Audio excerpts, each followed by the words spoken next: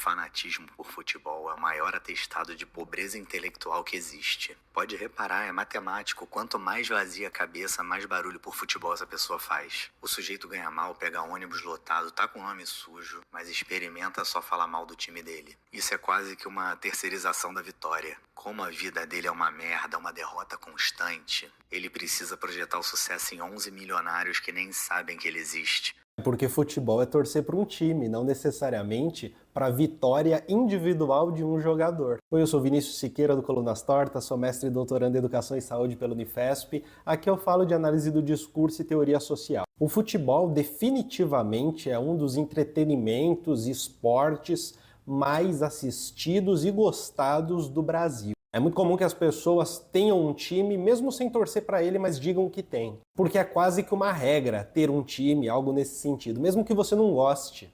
O futebol cria um locus em que é possível congregar com os pares, é possível realizar rituais para identificação com os pares, onde é possível ter esperança naquilo que é quase impossível de acontecer, que é uma vitória de um time muito mais fraco, mas que às vezes pode acontecer gerando um gozo inimaginável. Mas é esse mesmo futebol que tem uma dupla característica. Uma delas a gente pode puxar Karl Marx quando diz que a religião é o ópio do povo. Essa frase está presente no texto Introdução à Crítica da Filosofia do Direito de Hegel, é uma frase do Marx, né, como eu disse, e o sentido dela talvez seja um pouco mais pé no chão do que às vezes a gente imagina. Quando se diz que a religião é o ópio do povo, não se está dizendo que a religião essencialmente é uma mentira e um ópio, que essencialmente ela é uma droga. O que se está dizendo é que a religião, em contextos específicos, acaba sendo instrumentalizada ou acaba sendo, pela própria história, transformada num subterfúgio para que as mazelas humanas, que são muito concretas e que têm a ver com a estrutura econômica, têm a ver com a esfera política, se transformem em mazelas espirituais. Ou seja, a pessoa percebe que vive uma vida muito ruim em vez de tentar encontrar essa causa.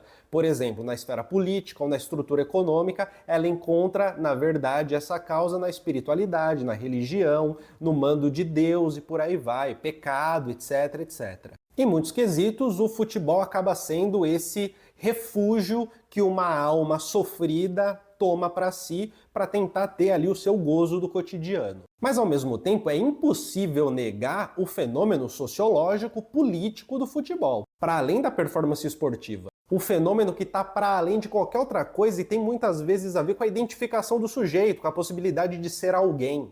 E isso, minha gente, apesar de andar em conjunto também com a possibilidade de ser um ópio do povo, também anda ali sozinho, autonomamente, né? Autonomamente é possível perceber o futebol num sentido sociológico, como a possibilidade de uma formação de grupo, de uma congregação de sujeitos, com a identificação de sujeitos, formação de pares. Mas é interessante essa ligação do gosto pelo futebol, que é um esporte popular, com a pobreza em si, como se tivesse uma coisa direta relacionada.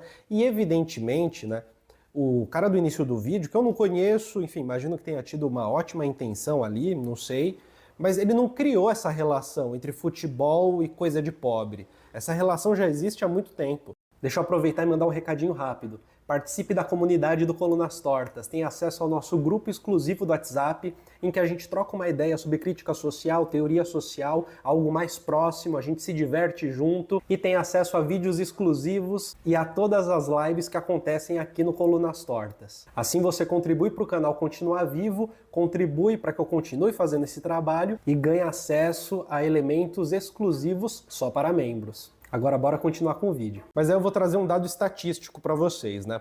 Mais ou menos 90% da população brasileira ganha até R$ 3.500 por mês. Mais ou menos 90%. Então qual é a probabilidade de, num país de pessoas que adoram futebol, você não tenha uma quantidade gigantesca de pessoas que pertencem às classes mais baixas e que são, por sua vez, fanáticas por futebol? O futebol, de fato, é um esporte de massa, é um esporte das classes baixas brasileiras. E apesar de você ter uma certa minoria que está relacionada à briga de torcida organizada, que faz com que a torcida organizada pareça ser somente um instrumento de porradaria, A grande maioria dos torcedores simplesmente torce para o seu time. E os debates de boteco são debates geralmente amistosos. São brigas amistosas, que tem muito a ver com um modelo de masculinidade em que a ofensa é trabalhada quase que enquanto maneira de se dizer somos íntimos.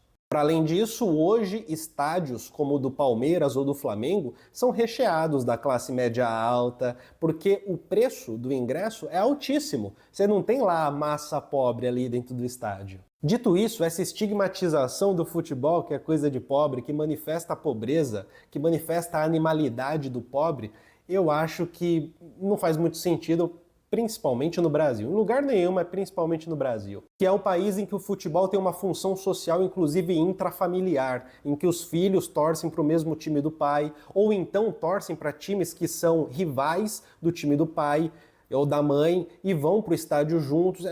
O futebol é uma coisa muito masculina ainda, né? Então geralmente é o pai que leva os filhos, mas não que também as mães também não torçam. Mas essa relação de rivalidade ou de torcer para o mesmo time, ela também cria laço social. Seja entre pais e filhos, seja entre vizinhos, né? A possibilidade de você fazer um churrasco e chamar a galera da rua para ver a final da Copa do Brasil. São elementos que, de um ponto de vista sociológico, geram uma sociabilidade melhor, uma coletividade que se aprofunda, uma cooperatividade também que se aprofunda. A construção de laços sociais amistosos, no fundo é isso. Mas e classe média, aquele livro de autoajuda? O que isso manifesta? Isso prova o quê? Gostar de livro de autoajuda, da arte sutil de ligar o foda-se. Isso demonstra o que da pessoa? Será que tem algo para a gente deduzir disso também?